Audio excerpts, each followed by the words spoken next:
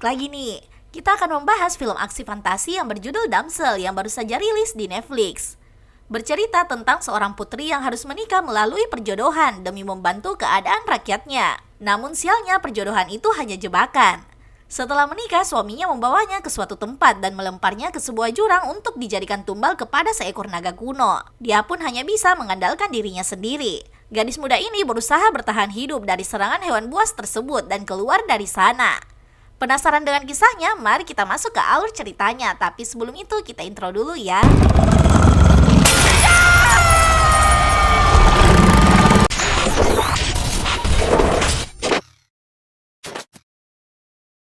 Seorang raja membawa pasukannya untuk menghabisi seekor naga yang meresahkan warga. Sampai di sana mereka menemukan 3 telur naga yang akan menetas. Mereka pun menghabisinya, yang membuat induk naga tersebut murka dan menghabisi semua pasukannya. Setelah melihat itu, raja yang ketakutan memohon untuk dibebaskan. Setelah ratusan tahun berlalu, di negeri yang jauh diperlihatkan 2 gadis yang merupakan putri dari kerajaan yang mengalami kesulitan. Mereka menebang kayu untuk rakyatnya yang kedinginan. Saat pulang, orang dari utara datang membawa pesan yang ternyata lamaran untuk Elodie. Father, what's happening? Who is that? From the Queen of Oria. Sang ayah yang tahu mimpi putrinya ingin berkelana menyuruhnya menikah dan melihat dunia. Dia menjelaskan kalau rakyat membutuhkannya. Mereka tidak akan bisa melewati musim dingin karena seluruh persediaan sudah kosong. Elodie yang sangat mencintai rakyatnya pun bersedia melakukannya.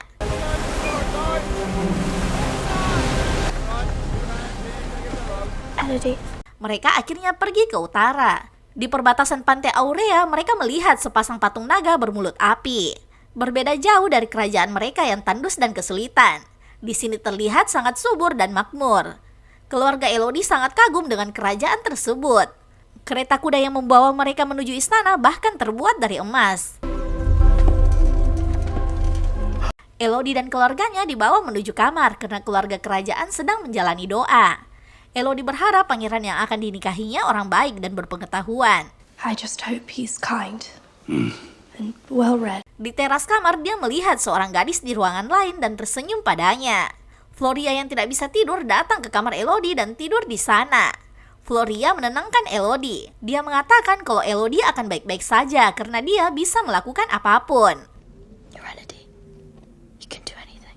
Paginya, Elodie bertemu dengan keluarga kerajaan. Ratu Aurea berbicara berdua dengan ayah Elodie untuk mendiskusikan beberapa hal tentang pernikahan. Pangeran Henry membawa Elodie keluar untuk saling mengenal. Di sini Henry baru tahu kalau Elodie dipaksa untuk menikah. Elodie menjelaskan kalau negerinya sesuai dengan gambaran ibu Henry, tandus dan gersang. Pernikahan ini dapat membantu mereka.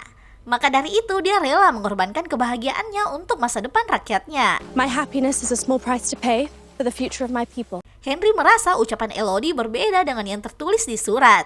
Dia mengatakan kalau sebagian besar isi surat didikte oleh ibu tirinya dan adiknya yang menyarankannya menggambar hati. Henry mengira yang digambar Elodie semacam lambang provinsi. Elodie mengajak Henry kabur dari pengawasan para pengawal. Mereka berkuda dan melihat pemandangan alam yang indah. Which way now?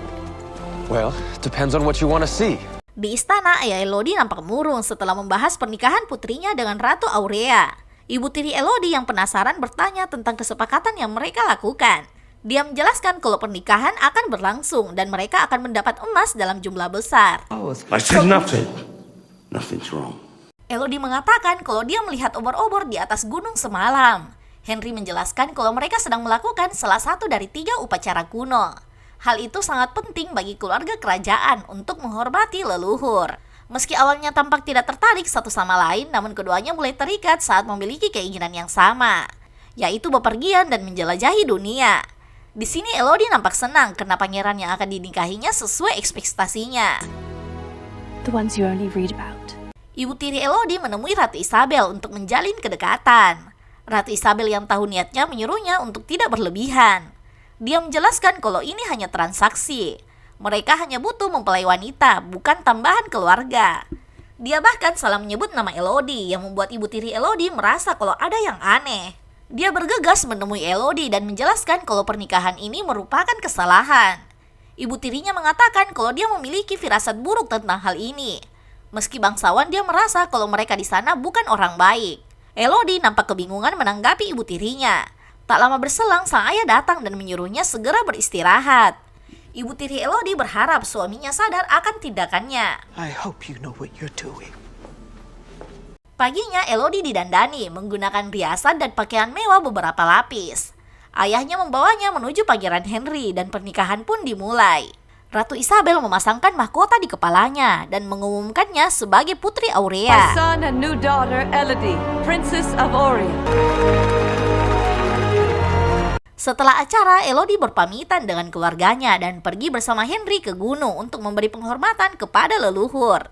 Sepanjang jalan masuk ke gua dipenuhi bunga. Di sana beberapa orang bertopeng sudah menunggu mereka bersama wanita yang datang membawa surat lamaran ke rumahnya waktu itu. Dia menjelaskan pada Elodie kalau malam ini dia akan bergabung dengan banyak wanita yang telah membantu membangun kerajaan tersebut. Dia juga menceritakan tentang monster yang menyerang desa. Raja membawa prajuritnya untuk balas dendam, namun mereka kalah. Semuanya tewas kecuali raja. Dia memberinya hal yang lebih buruk dari kematian. Monster itu membiarkannya di sana dan berbagi pulau asal raja mau mengorbankan ketiga putrinya. Dia pun melakukannya dan lahirlah kerajaan ini. Met their end in the belly of the beast, and a kingdom was born. Pengorbanan ini yang mereka peringati setiap generasi.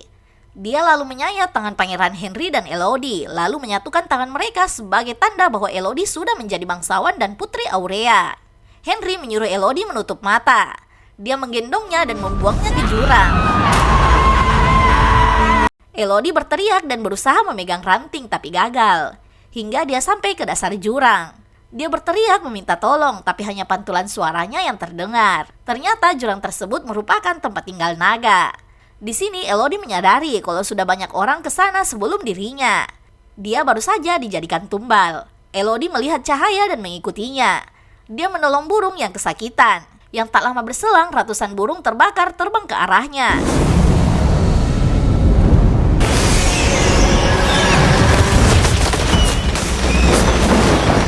Elodie melihat sesuatu mendekat ke arahnya. Dia bergegas bersembunyi. Naga tersebut menjelaskan kalau dia hanya ingin mengambil sesuatu yang dijanjikan padanya. Elodie berbau bangsawan. Dia menyadari kalau darah Henry tercampur dengan darahnya akibat sayatan di tangan mereka. Naga tersebut menyuruhnya lari. Dia lalu menyemburkan api pada Elodie.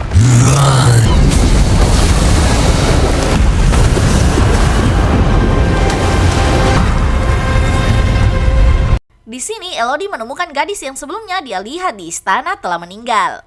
Elodie berusaha masuk di celah batu yang sempit untuk menghindari api. Tapi tetap saja kakinya terluka. Dia membalut lukanya dengan kain bajunya.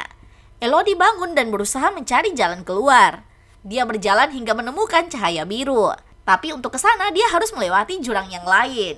Elodie membuang cincin pernikahannya dan meloncat melewati jurang.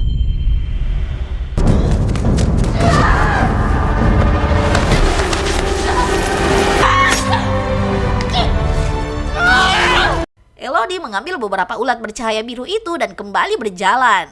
Dia berhenti dan minum dari es yang mencair. Elodie yang menutup matanya hampir saja terluka karena serangan naga yang tiba-tiba dari atas.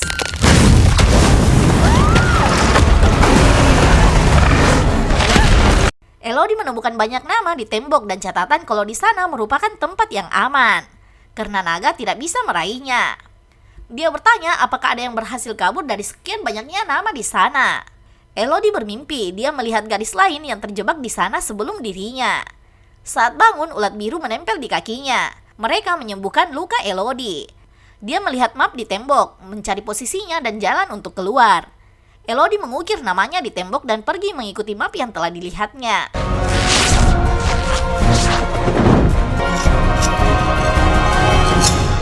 Dia menemukan mahkota Victoria yang membuatnya berpikir kalau dia berhasil lolos dari sana. Elodie membalut tangan dan kakinya lalu manjat melewati kristal. Naga berada tepat di bawahnya.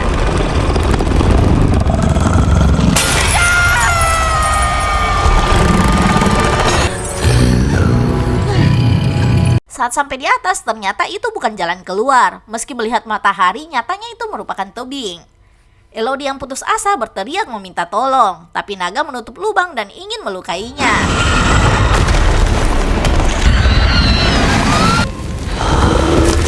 Tepat sebelum naga menyemburkan api, suara teriakan memanggil nama Elodie. Naga lalu pergi memeriksanya.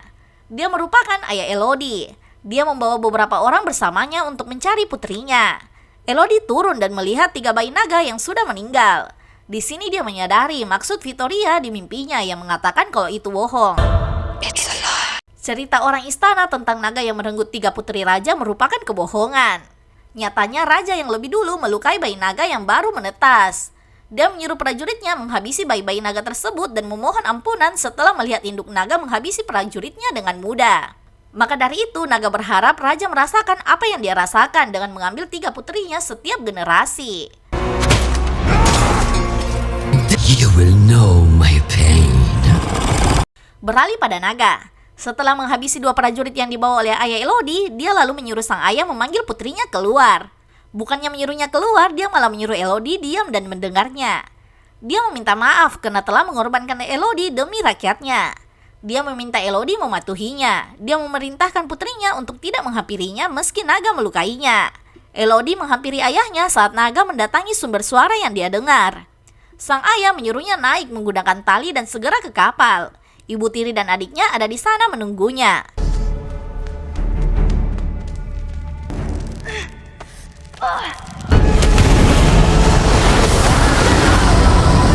Elodie berhasil naik dan keluar dari sana.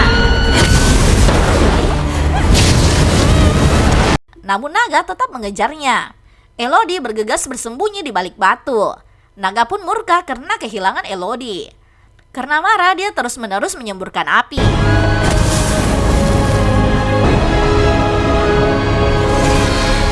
Ratu Isabel yang melihat hal itu dengan cepat mencari cara memperbaikinya. Dia mendatangi kapal dan membawa Floria bersamanya. Mereka bahkan melukai ibu tiri Elodie. Keesokan harinya, ibu tiri Elodie datang ke gunung dan bertemu dengan Elodie. Dia menjelaskan apa yang terjadi. Elodie mengatakan tidak akan membiarkan sesuatu terjadi pada Floria. Dia membawa kuda dan menuju gua, tempatnya dibuang. Di sana Ratu Isabel sendiri yang membawa Floria. Henry menyuruhnya berhenti. Dia mengatakan kalau Floria masih terlalu kecil. Dia menggabung darahnya dengan Floria dan membuangnya ke jurang. Elodie yang sampai mendengar suara Floria dari jurang. Dia tanpa ragu turun ke jurang menggunakan tali. Naga membawa Floria di tangannya, sementara Elodie mengulang semua pertualangannya dari awal. Tapi berbeda dengan sebelumnya. Kali ini dia lebih cepat dan bahkan menyamarkan baunya. Elodie memotong rambutnya dan bertekad menjemput Floria. Sang naga menyadari kalau Elodie akan datang menjemput adiknya. Saat mendengar suara, naga bergegas ke sana, padahal itu merupakan jebakan yang Elodie buat. Dia ada di sana. Setelah melihat naga pergi, dia mendatangi Floria dan membawanya bersamanya. Elodie yang tahu kalau mereka tidak memiliki cukup waktu untuk kabur menyuruh Floria bersembunyi. Dia berencana memberitahu naga apa yang sebenarnya terjadi. Elodie lalu berhadapan langsung dengan naga. Dia menjelaskan kalau mereka berdua sama-sama dibohongi. Elodie menceritakan kalau yang dia dengar naga menyerang desa mereka. Raja datang untuk membela rakyatnya. Naga mengatakan kalau mereka datang tanpa alasan. Dia membunuh ketiga putrinya yang merupakan keturunannya yang terakhir. Maka dari itu dia bertekad menghabisi semua putri mereka sampai akhir hayatnya.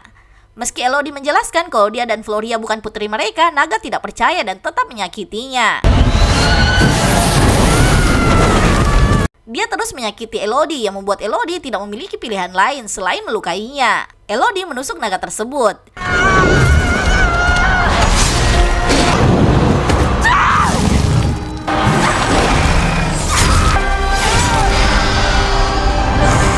Mereka sama-sama terluka. Elodie melihat hembusan dan arah angin lalu berhenti di depan raja. Elodie mengatakan kalau dia tidak sendiri. Dia membawa pasukan wanita yang tidak bersalah yang nyawanya direnggut di tempat tersebut. Elodie menyuruh naga menunjukkan apinya. Naga yang tidak bisa melihat dengan baik karena satu matanya terluka menyemburkan api pada Elodie. Namun Elodie terlebih dulu menyingkir dan api memantul mengenainya sendiri.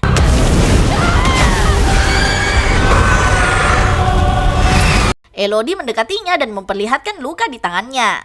Dia menjelaskan kalau mereka semua punya luka itu di tangannya. Itu cara kerajaan untuk menjadikan mereka bangsawan. Elodie mengatakan kalau naga melakukan hal yang sama dengan orang kerajaan lakukan. Menghabisi para putri yang tidak bersalah. Naga meminta Elodie menghabisinya agar semua berakhir. Namun dia malah mengambil ulat biru dan menaruhnya di luka naga.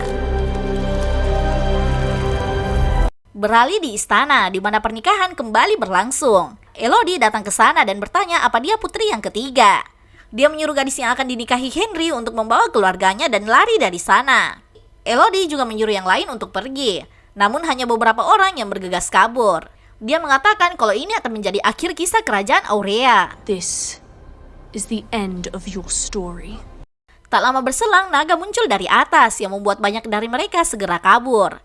Elodie juga pergi dari sana. Naga lalu menyemburkan apinya dan membakar habis kerajaan tersebut.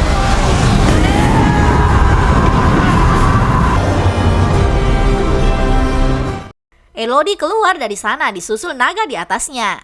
Film diakhiri dengan diperlihatkan Elodie meminta ibu tirinya membantunya mengurus rakyat. Dia bahkan tidak lagi memanggilnya ibu tiri, melainkan ibu. Elodie membawa keluarganya pulang bersama naga. Yap, itu tadi alur cerita dari film Damsel dari Netflix. Buat kalian yang suka film aksi atau fantasi, film ini wajib masuk di list tonton kalian. Mungkin segitu dulu dari Story of Movie. Jangan lupa like, comment, subscribe, dan sampai ketemu di next video. Bye-bye!